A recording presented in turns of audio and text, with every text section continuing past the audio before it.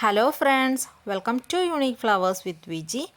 അപ്പം ഞാൻ ഇന്നിവിടെ നല്ലൊരു ബ്രെഡ് പക്കോടയുടെ റെസിപ്പി ആയിട്ടാണ് കേട്ടോ വന്നിരിക്കുന്നത്. ബ്രെഡും പൊട്ടറ്റോയും ഒക്കെ വെച്ചിട്ട് ചെയ്യുന്ന ഒരു ഈവനിങ് സ്നാക്കാണിത്. അപ്പോൾ അതിനായിട്ട് ആദ്യം നമുക്കൊരു മസാലയാണ് തയ്യാറാക്കിയെടുക്കേണ്ടത്. അതിനൊരു 2.5 ടീസ്പൂണോളം ഒലീവ് ഓയിൽ ഞാൻ ആദ്യം ഒഴിച്ചു കൊടുക്കുന്നുണ്ട്. ഇനി ആ എണ്ണയൊന്ന് പതുക്കെ ചൂടായി വരട്ടെ. അപ്പോഴേക്കും അതിലേക്ക് നമുക്കൊരു 1/2 ടീസ്പൂൺ നല്ല ജീരകം ചേർത്ത് കൊടുക്കാം. ഈ നല്ല ജീരകം ചേർക്കുമ്പം ലോ ഫ്ലെയിമിൽ വെച്ചിട്ട് വേണം ചേർക്കാൻ, അല്ലെങ്കിൽ അത് വെറുതെ കരിഞ്ഞു പോകും. അതൊന്ന് പൊട്ടി വരുമ്പോഴേക്കും നമുക്കതിലേക്ക് ഒരു 1/4 ടീസ്പൂൺ ഇഞ്ചി ചോപ്പ് ചെയ്തതും ഒരു 1/4 ടീസ്പൂൺ വെളുത്തുള്ളി ചോപ്പ് ചെയ്തതും കൂടി ചേർത്ത് കൊടുത്തിട്ട് അതിൻ്റെ ആ പച്ചമണം മാറുന്ന വരെ ഒന്ന് ഇളക്കി കൊടുക്കാം.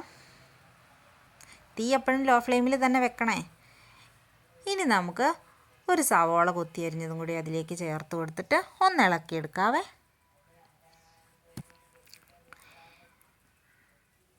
ഇതൊരു പച്ചമുളക് വട്ടത്തിലരിഞ്ഞതാണ്, അതും കൂടി ഞാൻ ചേർക്കുന്നുണ്ട്. നിങ്ങൾക്ക് നിങ്ങളുടെ എരിവിനനുസരിച്ചുള്ള പച്ചമുളക് ചേർത്ത് കൊടുക്കാം കേട്ടോ. കുട്ടികൾക്കൊക്കെ കൊടുക്കാനായിട്ട് ഈ ഒരു എരിവ് മതിയാകും. ഇനി ഇതൊരു ബ്രൗൺ കളർ ആവുന്നത് വരെ നമ്മൾ ഇളക്കിയെടുക്കുന്നുണ്ട്.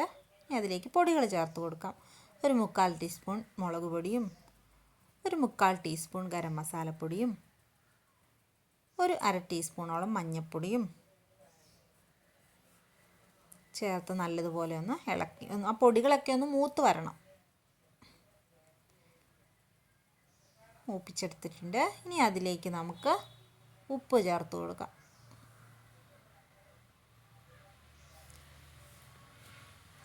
ഇതൊരു 2 വലിയ ഉരുളക്കിഴങ്ങ് വേവിച്ച് ഉടച്ചെടുത്തതാണ്. അതും കൂടി ഞാൻ ഇതിലേക്ക് ഇട്ട് കൊടുക്കുന്നുണ്ട്. ഇത് ഞാൻ ഉപ്പൊന്നും ചേർക്കാതെ വേവിച്ചുടച്ചതാണ്. അപ്പോൾ നമ്മൾ സവോളയ്ക്ക് ഉപ്പ് ചേർക്കുമ്പം ഇതിനും കൂടെ കണക്കാക്കിയിട്ട് വേണം ഉപ്പിടാനായിട്ട്. ഇനി ആ മസാലയൊക്കെ നല്ലതുപോലെ ഒന്ന് മിക്സ് ചെയ്തെടുത്തിട്ടുണ്ട്. ഇനി നമുക്കതിലേക്ക് മല്ലിയില ആവശ്യത്തിന് ചേർത്ത് കൊടുക്കാം. മല്ലിയിലയുടെയൊക്കെ ഫ്ലേവർ ഇഷ്ടമുള്ളവർക്ക് കുറച്ച് കൂടുതൽ തന്നെ ചേർത്ത് കൊടുക്കാവേ. അപ്പോൾ ഇതും കൂടി മിക്സ് ചെയ്താൽ നമ്മുടെ മസാലക്കൂട്ട് ഇവിടെ റെഡി ആയിട്ടുണ്ട്. ഇനി നമുക്കിതിനൊരു ബാറ്റർ തയ്യാറാക്കണം. അതിനായിട്ടൊരു ബൗൾ വെച്ചിട്ട് അതിലേക്ക് ഒരു 150 ഗ്രാം കടലപ്പൊടി ഇട്ട് കൊടുക്കുന്നുണ്ട്.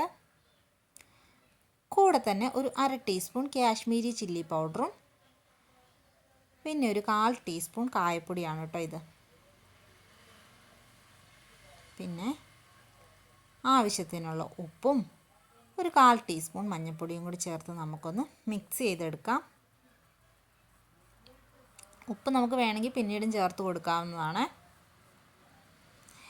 ഇനി ഇതൊരു കുറച്ച് വെള്ളം ഒഴിച്ച് ഒന്ന് ലൂസാക്കി എടുക്കണം. ഒരു പഴംപൊരിയുടെയൊക്കെ ആ ഒരു ബാറ്ററിൻ്റെ പരുവത്തിൽ വേണം നമുക്കിത് കിട്ടാൻ. അതിനേക്കാളും കുറച്ചും കൂടി തിക്കായാലും കുഴപ്പമൊന്നുമില്ല. പിന്നെ കട്ടകളൊന്നും ഇല്ലാണ്ട് വേണം മിക്സ് ചെയ്യാനായിട്ട്. അതിലേക്ക് ഞാനൊരു ടേബിൾ സ്പൂണോളം ഗോതമ്പ് പൊടി ചേർത്ത് കൊടുക്കുന്നുണ്ട്.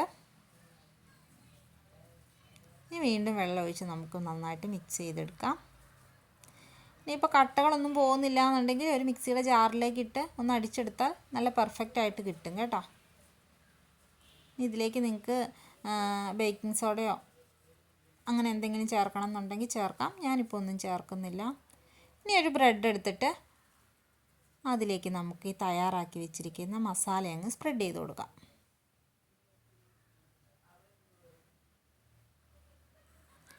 ആ ബ്രെഡിൻ്റെ സ്ലൈസിൽ ഫുള്ളായിട്ട് സ്പ്രെഡ് ചെയ്ത് കൊടുക്കണം.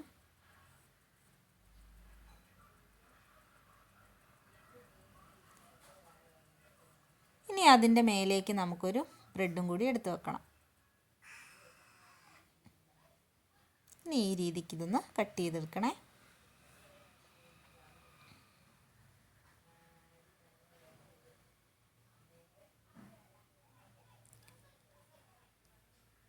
അപ്പം ഞാൻ ഇതുപോലത്തെ ഏകദേശം 5 പീസ് തയ്യാറാക്കി എടുത്തിട്ടുണ്ട്. ഇനി നമുക്കൊരു ചട്ടി ചൂടാക്കാൻ വെച്ചിട്ട് അതിലേക്ക് ഞാൻ വെളിച്ചെണ്ണയാണ് ഒഴിച്ചു കൊടുക്കുന്നത്.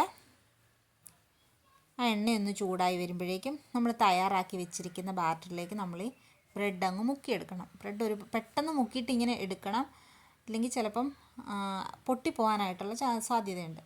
എന്നിട്ട് ഈ തിളച്ച എണ്ണയിലേക്ക് ഈ ബ്രെഡ് അങ്ങിട്ട് അതിൻ്റെ ഒരു സൈഡൊന്ന് വെന്ത് വരുമ്പോഴേക്കും ഒന്ന് തിരിച്ചിടാം. നിങ്ങൾ ഫോർക്ക് വെച്ചിട്ട് തിരിച്ചിടുവാണെങ്കിൽ പെട്ടെന്ന് തന്നെ ഇത് മറിച്ചിടാനൊക്കെ ആയിട്ട് പറ്റും. അപ്പം ഒരുപാട് വേകേണ്ട ആവശ്യമൊന്നുമില്ല. അല്ലാതെ തന്നെ അകത്തെ മസാലകളൊക്കെ നമ്മൾ ഓൾറെഡി വേവിച്ചതാണ്. പിന്നെ ബ്രെഡാണ്, അത് കാരണം ഒത്തിരി വേകേണ്ട ആവശ്യമില്ല. അപ്പം ഞാനിവിടെ റെഡിയാക്കി എടുത്തിട്ടുണ്ട്. ബാക്കി ബ്രെഡിൻ്റെ പീസെല്ലാം അതുപോലെ ഫ്രൈ ചെയ്തെടുത്തതാണിത്. നല്ല ടേസ്റ്റി ആയിട്ടുള്ള ബ്രെഡ് പക്കോട ഇവിടെ റെഡി ആയിട്ടുണ്ട്.